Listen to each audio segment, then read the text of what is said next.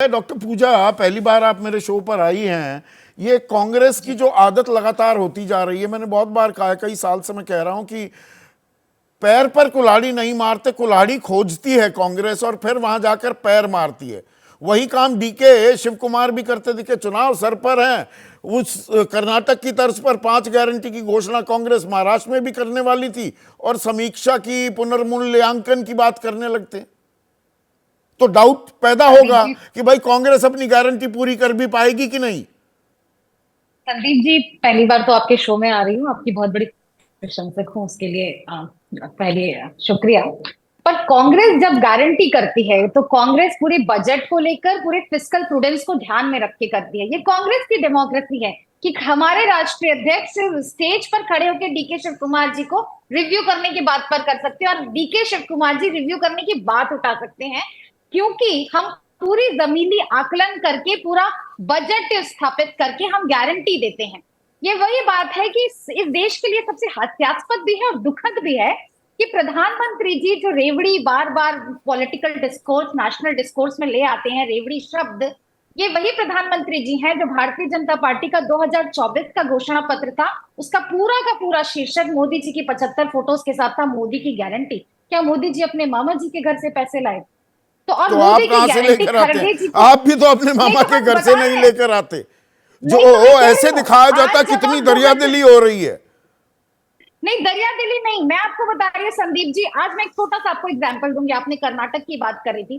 कर्नाटका में हम शक्ति स्कीम के नाम से बसेस में फ्री ट्रैवल दे रहे हैं महिलाओं को। आज जब देश में लेबर फोर्स पार्टिसिपेशन रेट से महिलाएं बाहर हो रही हैं, जेंडर गैप दिन ब दिन बढ़ता जा रहा है, जहां महिलाएं 19% पे और पुरुष 75% पे टिके हुए हैं, वहां सिर्फ शक्ति स्कीम की 1 साल की गवर्नमेंट का रिव्यू नहीं कि इंडिपेंडेंट स्टडी ने बताया कि लेबर फोर्स पार्टिसिपेशन रेट महिलाओं का 25% से बढ़कर 30% हो रहा है। ये 5% महिलाएं नौकरी पेशा बन रही हैं, ये घर से बाहर निकल रही है, क्योंकि वो जो 20 और 30 रुपए बचा रही हैं वो उसमें काम पे जा रही हैं। तो अगर आप किसी का ऑडिट करते हैं, किसी आप स्कीम को ऑडिट करते हैं, ये वो बात नहीं है कि आपने 15 लाख का वादा कर दिया कि मैं टास्क फोर्स बनाऊंगा, जितने काले धन होंगे सबको वापस लाऊंगा, ईमानदार लोगों के अभी अकाउंट तो में 15 आपकी लाख बात हो दूंगा। रही है। दरअसल दिक्कत यह है, डीके शिव कुमार भी यूं ही नहीं अनायास थोड़ा उनके मुंह से निकल गया। वो इतने सीजन पॉलिटिशियन हैं। 60,000 नहीं से 65,000 करोड़ रुपए का अतिरिक्त भार इन गारंटी के चलते पड़ रहा है।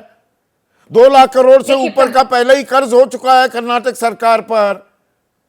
तो दम घुटा जा रहा प्रधानमंत्री जी है जब खजाने का। हिमाचल में 79% तो बाहर से कर्ज लेना पड़ रहा है सिर्फ पेंशन को सोर्स करने के तो लिए, उसको प्रधान उसका प्रावधान करने के लिए। गलत आंकड़े दे रहा हूं तो बताइए।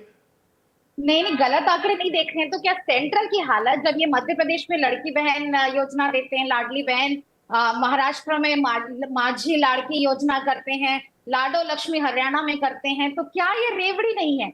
क्या सिर्फ वो रेवड़ी पूरी शब्द तो जो कर इन्होंने रहे हैं, इजाद आपका किया है? पसीना छूट रहा है। बिल्कुल पसीना नहीं छूट रहा, हम बिल्कुल पूरा कर रहे हैं। चाहे तेलंगाना में रायतू स्कीम हो, हमने 22,22,000 किसानों का कर्जा माफ किया है। चाहे फ्री बस ट्रैवल हो, कर्नाटका तेलंगाना में हम ये कर रहे हैं। राजस्थान में जब हमारी सरकार थी, डब्ल्यूएचओ की रिपोर्ट है संदीप जी की, 80% भारतीय एक हॉस्पिटलाइजेशन से बैंकरप्ट होने के कगार में है। हमने उनको कैशलेस इंश्योरेंस, हेल्थ इंश्योरेंस दिया था। और छत्तीसगढ़ की बात करूं, अभी आप छत्तीसगढ़ की बात करती है, 500 रुपए में सिलेंडर देने का घोषणा कर चुके थे, आज तक 500 रुपए में नहीं मिला है सिलेंडर। सबसे ज्यादा छत्तीसगढ़ में धान समर्थन मूल्य पे सरकार खरीद रही थी, सरकार गोधन खरीद रही थी, वो सब कुछ बंद हो चुका है। तो ये जब हवाई बातें करते हैं, ये जब बातें करते वो हैं कि कर्ज की हम ये भरपाई कर देंगे, कौन हम वो करेगा? कर्ज लेते रहो, घी पिलाते रहो, वोट पाते रहो। इस सवाल हर का जवाब हर कोई नहीं मुख्य देता। मैं यहां पर देखिए डॉक्टर पूजा, डॉक्टर जी मनमोहन सिंह का जिक्र करना चाहूंगा, क्योंकि वो अर्थशास्त्री थे जी और वो व्यवहारिक थे। ऐसा नहीं है कि 2009 का चुनाव भी आपने जो जीता मनरेगा के आधार पर 72,000 करोड़ रुपए की कर्ज माफी जो किसानों की थी, उनको आता था रेवड़ी बांटना भी, पर कब बांटनी और कब नहीं बांटनी ये डॉक्टर मनमोहन सिंह जानते थे। इसलिए उन्होंने कहा पैसे पेड़ पर नहीं उगते। आज तो ऐसा लग रहा है बिल्कुल। पैसे पेड़ पर उग रहे हैं। बिल्कुल भी नहीं। जब यूपीए सरकार ने इस देश में अधिकार की बात की, चाहे शिक्षा का अधिकार हो, चाहे भोजन का अधिकार हो, चाहे नरेगा हो, जब नरेगा लॉन्च किया था तो यही मोदी जी थे जिन्होंने इसे सरकारी विफलताओं का स्मारक कहा था। और यही नरेगा आज कोविड में रोजगार प्रदान करने में लोगों को काम आया था। आज एक छोटी सी खबर आई थी संदीप जी, आपका भी ध्यान गया होगा कि एक 5 महीने की प्रेग्नेंट औरत मध्य प्रदेश में जिस बेड पे, हॉस्पिटल बेड पे उसके पति का देहांत हो जाता है, उसी से वो साफ करवा रहे हैं। उसी 5 महीने की उस असहाय औरत को 6,000 रुपए मातृत्व सहयोग योजना से मिलेगा, तो क्या वो रेवड़ी हो जाती है? आज जब आप कॉर्पोरेट ये टैक्स रेवड़ी, 14 खैर लाख अभी इस सवाल पर 56,000 आऊंगा दर्शकों, और ये मैंने बहुत सारे कार्यक्रम किए हैं रेवड़ी को लेकर। आपकी राय भी मैं चाहूंगा, नंबर हम लगातार फ्लैश कर रहे हैं। क्या वक्त नहीं आ गया है कि चाहे चुनाव आयोग हो, वो अपनी जिम्मेदारी से लगातार पल्ला झाड़ रहा है, ये मैं बात मैंने कही है, या सुप्रीम कोर्ट हो या सरकार हो, रेवड़ी क्या है और जन कल्याण क्या है, क्या इसे परिभाषित करने का भी वक्त आ गया है?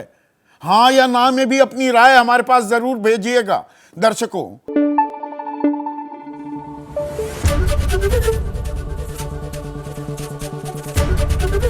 एबीपी न्यूज आपको रखे आगे।